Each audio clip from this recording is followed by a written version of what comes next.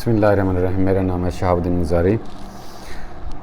मैं अब जानते हैं कि कुछ एक सीरीज़ को लेकर चल रहा हूँ, ये जो रशिया और यूक्रेन का कन्फ्लिक्ट है इसके बारे में। आज मैं आपको बताऊँगा, थोड़ा सा ब्रीफ़ करूँगा।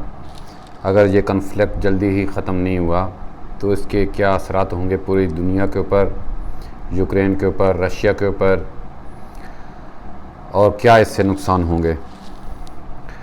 पहली बात, हमें डेट याद रखना चाहिए कि 24 फ़रवरी ऑफ 2022 को रशिया ने अटैक किया यूक्रेन के ऊपर। अब इससे फ़ौरी क्या असरात मुरतब हुए पूरी दुनिया के ऊपर, यूक्रेन के ऊपर और रशिया के ऊपर। फ़र्स्ट ऑफ़ ऑल तो ऑब्वियस ही बात है कि जानी नुकसान हो रहा है रशिया का भी, यूक्रेन का भी। दूसरा, माली नुकसान भी हो रहा है रशिया का भी, यूक्रेन का भी। तीसरी बात यह कि इतने सारे जो माइग्रेंट्स हैं यूक्रेन से डिस्प्लेस हो रहे हैं, वो वहाँ से निकलकर दूसरे मुल्कों में जा रहे हैं, ये भी बहुत बड़ा नुकसान है। और कुछ और असरात जो पूरी दुनिया के ऊपर पड़ रहे हैं वो थोड़ा सा मैं आपको बता देता हूँ। पहले उसमें मैं डिस्क्राइब करूँगा कि ऑयल के जो प्राइसेस हैं ये कितने थे अटैक करने से पहले और बाद में आज तक कितने हैं। अब ऐसी बात है, पूरी दुनिया जो ड्राइव होती है वो ऑयल के ऊपर ड्राइव होती है। सारे गुड्स के प्राइस का इन्हिसार, दूसरी चीज़ों का इन्हिसार ये ऑयल के प्राइस पे होता है, बहुत ज़्यादा डिपेंडेंट होता है ऑयल के प्राइस पे। अगर ऑयल का प्राइस ज़्यादा होगा तो ये सारी चीज़ें के प्राइस भी अप हो जाएंगे और इकॉनमी फ्लक्चुएट कर रही होगी और ये चीज़ें आम आदमी की दस्तरस से निकल चुकी होंगी। मैं इसमें थोड़ा सा आपको बता देता हूँ कि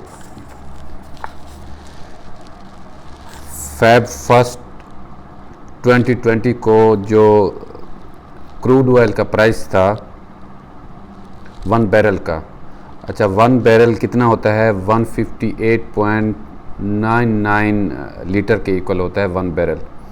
तो यहाँ पे जो बताया जाता है यूजुअली वो क्रूड ऑयल की प्राइस बताई जाती है। तो उस वक्त में जो प्राइस था 86.46 था और 7/2/2020 को 89.77 हो गया, 14 को 91.52 हो गया। जबकि उस वक्त में रशिया जो बेलारूस है और रशियन के जो बॉर्डर है वहाँ पे अपनी आर्मी को जमा कर रहा था, वहाँ पे एक्सरसाइज कर रहा था। और चूँकि जंग का थोड़ा ख़दशा भी था, इस वजह से प्राइस अप होना स्टार्ट हो गई।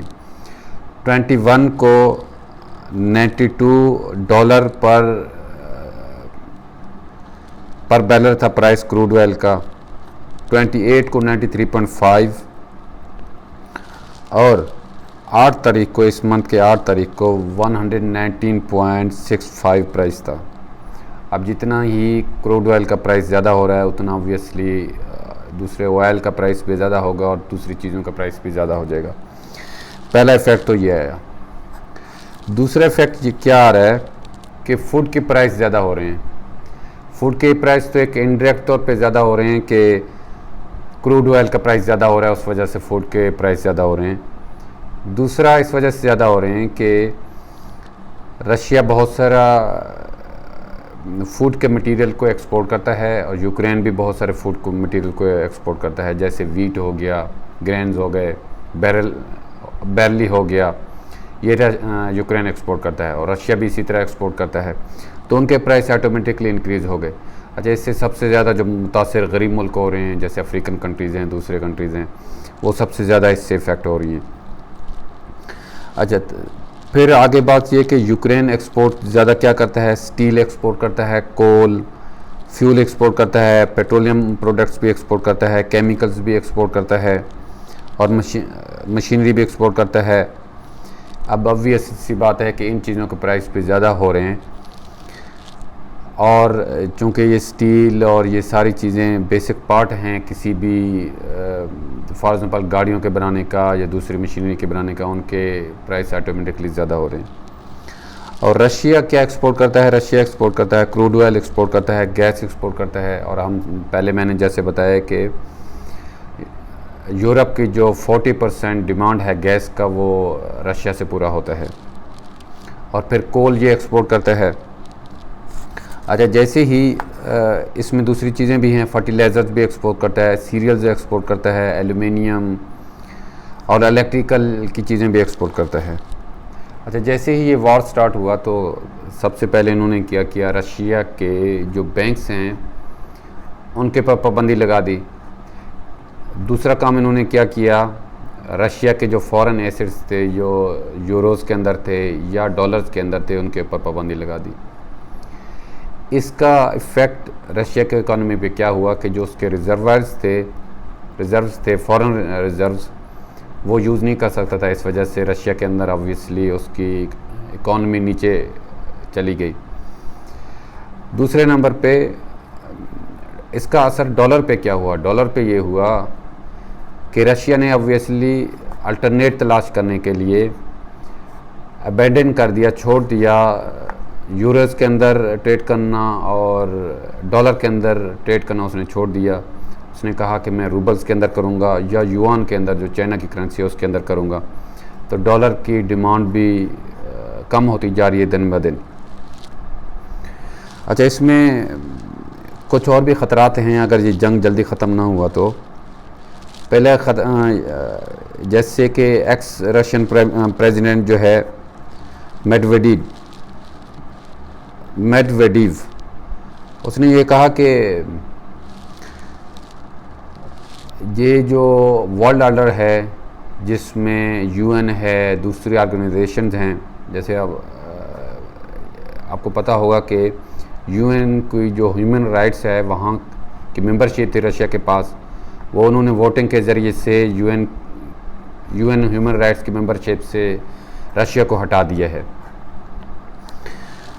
अच्छा, इसने एक्स प्रेसिडेंट ने क्या वार्न किया है कि अगर इस तरह चलता रहा तो ये यूएन का फंक्शन भी ख़त्म हो जाएगा और ये जो ऑर्गेनाइजेशंस हैं इनका फंक्शन भी ख़त्म हो जाएगा और ये जो करंट वर्ल्ड ऑर्डर है ये ख़त्म होने के चांसेस हैं। अच्छा, दूसरा मॉस्को का जो एम्बेसडर है यूएसए के अंदर, उसने कहा है रिसेंटली उसने ये कहा है कि अमेरिका और रशिया के दरमियान में मिलिट्री कन्फ्रंटेशन भी हो सकता है। तीसरी बात ये कि बैंक ऑफ अमेरिका ने ये वार्न किया है कि जिस स्पीड से इन्फ्लेशन हाई हो रहा है उस लिहाज से एक इकॉनमी का जैसे वो होते हैं कि डाउन टर्न आ सकता है, पूरे वर्ल्ड की इकॉनमी ख़राब हो सकती है, फिनिश हो सकती है। अच्छा, आईएमएफ ने इसमें वार्न किया है कि जो डॉलर की जो रिक्वायरमेंट है वो कम होती जा रही है, क्योंकि चाइना और रशिया ने भी रशिया के ऊपर भी आप लोगों ने पाबंदियां लगा दी हैं, तो वो दूसरे अल्टरनेट युआन में ट्रेड करने की ट्राई कर रहा है। इस वजह से डॉलर को भी शदीद ख़तरा है।